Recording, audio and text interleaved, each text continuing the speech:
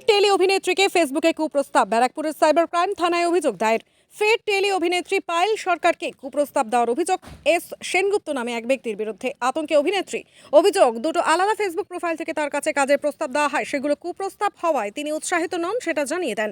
বেশ কিছু অশ্লীল ভিডিও তাকে পাঠানো হয়েছে বলে অভিযোগ জানান অভিনেত্রী। সেগুলো ডাউনলোড করার আগে ওই ব্যক্তি সেগুলো ডিলিট করে দেন বলে জানান পায়েল সরকার। তবে তিনি সেগুলোর স্ক্রিনশট তুলে রাখেন এবং ব্যারাকপুর পুলিশ কমিশনারেটের সাইবার ক্রাইম শাখায় সব তথ্য প্রমাণ সহ অভিযোগ জানান। মেইনলি আমি যেহেতু অভিনয়ের পাশাপাশি মডেলিংও একটা ফিল্ড, তো আমি কিছুদিন ধরে আমার একটা বম্বে শ্যুট আমি পোস্ট করতে থাকি সোশ্যাল মিডিয়াতে। তো সেখানে কয়েকজন 2-3 জন মিলে খুব নোংরা কমেন্ট করতে থাকে।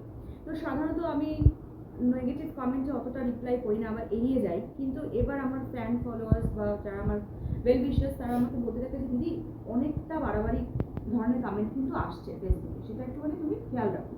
তো আমি যখন তার মেসেজ দেখলাম যে ব্যক্তিটি কে, মানে কে আমাকে এই ধরনের মেসেজ করছে বা কে আমাকে এই ধরনের প্রস্তাব দিচ্ছে, তখন আমি ইনবক্সে খুলে দেখলাম যে অলরেডি আমাকে অজস্র ভিডিও কল, অডিও কল সমানে মেসেজ করে রাখা।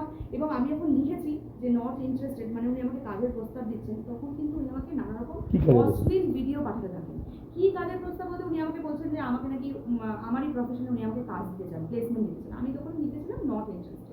তো উনি আমাকে সমানে অশ্লীল কিছু ভিডিও পাঠাতে থাকেন, সমায়েশ সেনগুপ্তা।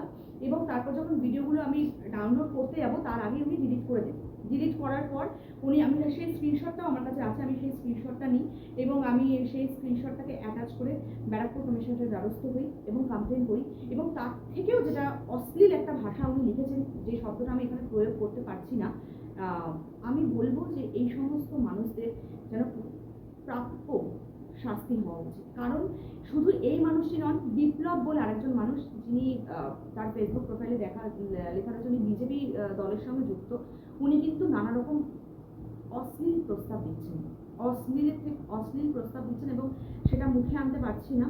এবং হয়তো আগেও এরকম করেছেন অন্য কোনো মহিলাকে, বা টার্গেট করা হচ্ছে এটুকু বুঝতে পারছি। কারণ যারা করছেন তারা কিন্তু এই মানে যেটা দেখলাম যে এই বিটি রোড সংলগ্ন ব্যক্তিগত, বিটি রোড সংলগ্ন, কারণ ওনার প্রোফাইলও দেখলাম উনি বিটি রোডের বাসিন্দা। আবার সমায়েশ সেনগুপ্তা যার কথা বলছি, তিনিও কিন্তু ওই একই জায়গার বাসিন্দা। আরও একজন করেছেন একটা নোংরা কমেন্ট, সেটাও আমার কাছে স্ক্রিনশট করা আছে। সমস্তটা আমি অ্যাটাচ করে ব্যারাকপুর কমিশনারকে আমি কিন্তু এফআইআর করেছি।